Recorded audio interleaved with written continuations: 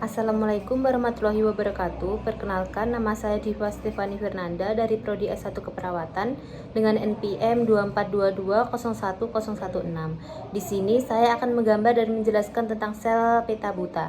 Simak video selanjutnya ya.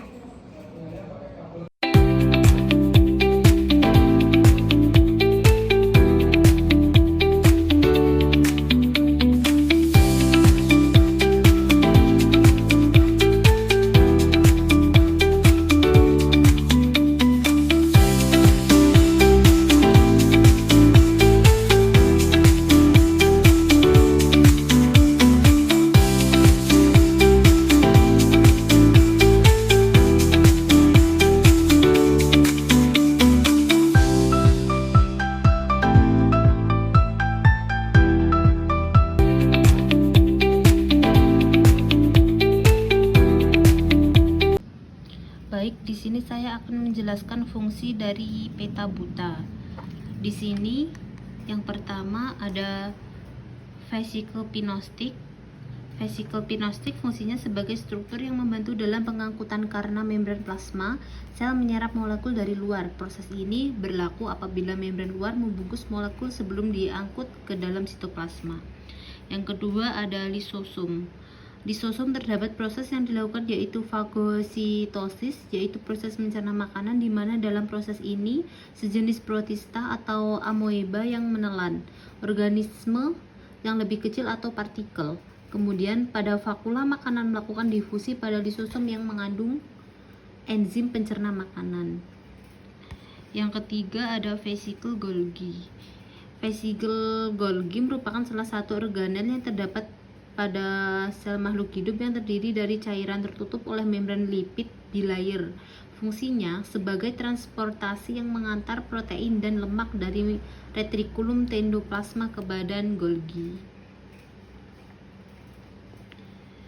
Selanjutnya retikulum endoplasma atau RE. Jalinan endoplasma kasar juga memiliki peran dan memproduksi, menyortir atau mengemas, serta mengangkut protein sekretori seperti antibodi, insulin, protein pembekuan darah, kolagen, enzim, sampai musin. Selanjutnya ada RE halus. RE halus berfungsi sebagai rangka dari matriks sitoplasma tempat sintesis lipida, glykogen, kolesterol, gliserida, hormon metabolisme karbohidrat, dan konsentrasi kalsium. Tempat melekatnya reseptor pada protein membran sel dan sebagai alat transportasi bahan-bahan yang diperlukan inti sel dari luar inti sel. Kemudian membran sel. Membran sel berfungsi sebagai penghalang untuk menjaga isi sel tetap di dalam dan zat yang tidak diinginkan keluar. Membran sel juga berfungsi sebagai gerbang untuk memindahkan nutrisi penting ke dalam sel dan produk limbah keluar dari sel secara aktif dan pasif. Protein tertentu dan membran sel terlibat dalam komunikasi antar sel dan membantu sel untuk merespons perubahan di lingkungannya. Selanjutnya ada mitokondria. Mitokondria merupakan bagian integral dari fungsi seluler normal karena mereka bertanggung jawab untuk memproduksi energi pada eukariota, termasuk sintesis fosfolipid dan homeostasis kalsium, aktivasi apoptosis dan kematian sel. Kemudian ada aparatus Golgi. Aparatus Golgi bertanggung jawab untuk mengangkut, memodifikasi, dan mengemas protein dan lipid menjadi vesikel untuk pengiriman ke tempat tujuan. Nukleus. Nukleus bertanggung jawab untuk pengumpulan dan transkripsi RNA, khususnya asam nukleat ribosom atau rRNA. Selain itu, nukleolus bertanggung jawab untuk sintesis ribosom yang penting untuk melakukan aktivitas di seluruh sel. Selanjutnya ada nukleus. Nukleus berperan sebagai pengendali seluruh aktivitas sel.